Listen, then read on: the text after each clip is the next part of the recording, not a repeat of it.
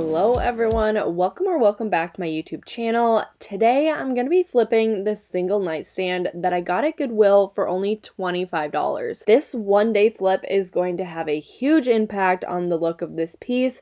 I wanted to make this video specifically for beginners who may not have all the fancy tools and not a lot of money to work with for materials. Now, to be completely transparent, I typically do not look for single nightstands because really only the pair of nightstands sell well for me and most people that I know, but I am going to be keeping this piece for myself, so I'm doing it in this video. Now that you know what the before of this nightstand looks like, make sure to give this video a huge thumbs up. Doing that will tell the algorithm to push this video out, which really helps small channels like mine get more views and therefore grow. Please also subscribe if you aren't already, and let's get into this nightstand makeover. The very first thing I do with all my flips is take off the hardware. Lucky for me, all of the hardware is present and it's modern enough for me to keep. However, if some hardware is missing or it's outdated, simply changing out the hardware is one of the easiest ways to modernize a piece of furniture. Amazon has some great low-cost options that I will link in the description box down below in case you'd like to check that out for yourself. You can always fill in the existing hardware holes with wood filler or spackling and drill new holes to fit the new hardware. It is a simple process, and if you want to watch a video where I do that, I do have several on my channel, but it's not necessary for me today, so I won't be doing that on this nightstand. If you've done it before, then you know taking off hardware is so stupid easy, but for someone who has never done it, it can be done with a screwdriver like I'm using. You can find a super cheap one at the dollar store if you don't already have one. The second option you have for hardware is spray painting it. I like to use this gold from Rust-Oleum. It's only a few dollars and it really makes the hardware pop. Clearly, I'm not at my regular location. This past week, I was hanging out with Avery, and he actually is amazing at spray painting, so I let him do it this time around. The key is to do multiple light layers so you don't get any drips. As I was waiting for the spray paint to dry, I was looking over the nightstand, and I figured I should point out a few things to show you that it is a higher end piece. First being its maker's mark like this. This nightstand is from Davis Intel. I may have butchered that. I haven't seen this brand specifically before, but it definitely is a solid piece, so I know it's a good one. And then the second thing are these joints, so it's super well built. The next step is cleaning the piece down. I'm just filling up a bucket with warm water, and I like to mix in just a tiny bit of Dawn dish soap. Most people already have this or the equivalent in their home, so it's super convenient to use. Typically, I like to use microfiber towels, but today I'm just going to be using a few paper towels, which I believe most people already have in their house as well, and it's also a cheap option to use.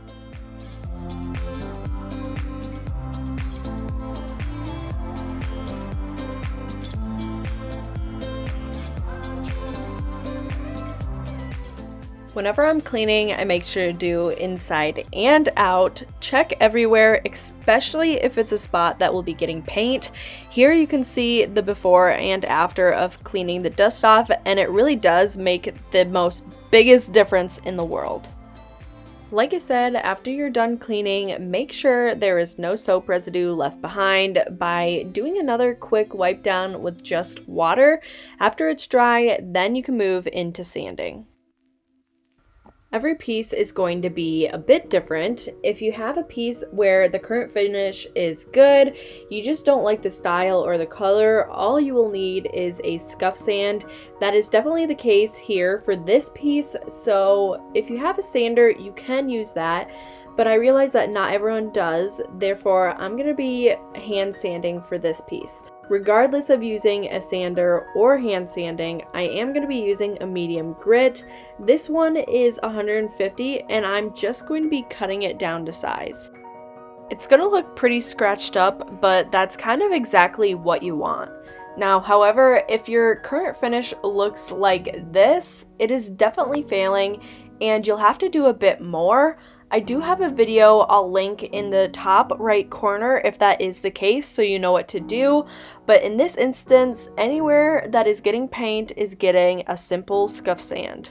Let's say you wanted to sand down to raw wood though, like this piece, it would be really hard to do it by hand sanding, and at that point I'd recommend getting a sander, even if it's a really cheap one, because that will really help you out and make it go a lot faster.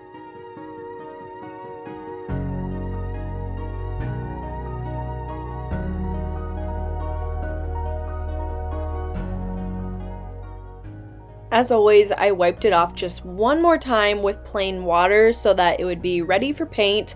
A microfiber towel really would help and come in hand here this time around because it does an amazing job picking up all of that sanding dust. Also, keep in mind if there is a few minor surface scratches, don't even worry about that because once you start painting, all of that will get covered up and you won't even be able to see it at that point.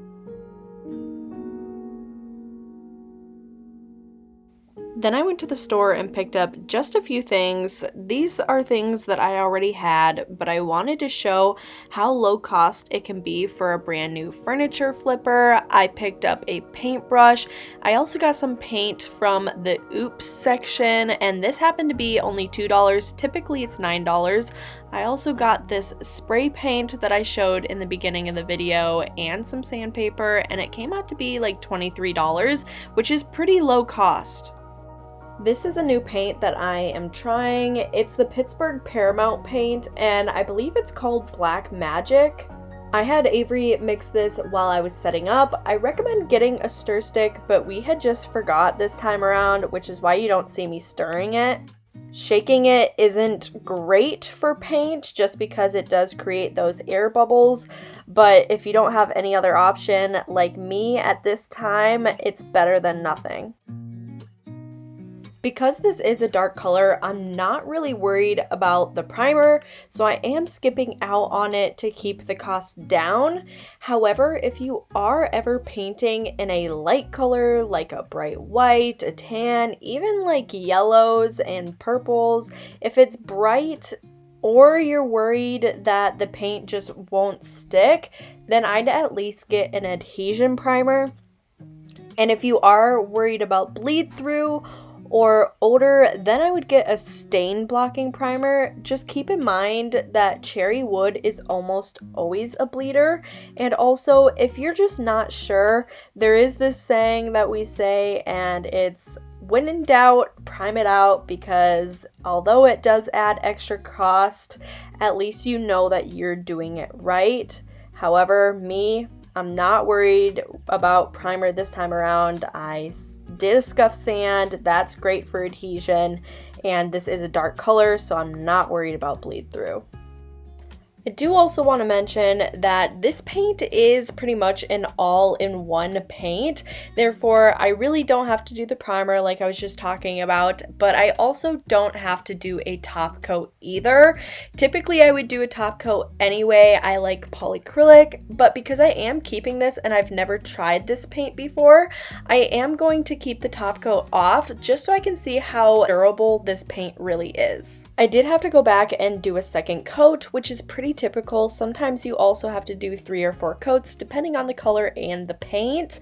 I always say that 2 coats is a minimum, so even if you get really good coverage on that first coat, I would still go ahead and do a second coat anyways. Before we get into the final reveal, I want to go over the numbers to show the upfront cost a brand new furniture flipper would have. Like I said, I got this piece for $25 at my closest Goodwill. It also fit in Avery's car, so really I only spent maybe $2 on gas. The materials spent at the hardware store was roughly $24. If you add that all up, the total all in for this piece is $51. If you did need primer and top coat, it would come out to roughly about $90. Now, if I were to sell this, I would probably list it on Facebook Marketplace for $150.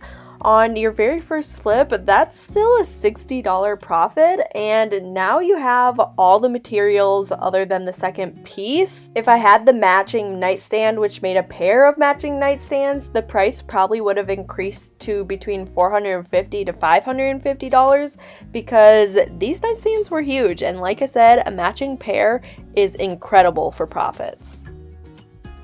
I flipped this in only one day, and really it only took me about 3 hours. So with a $60 profit, that's about $20 per hour. And with all of that being said, let's finally go ahead and get into the final reveal.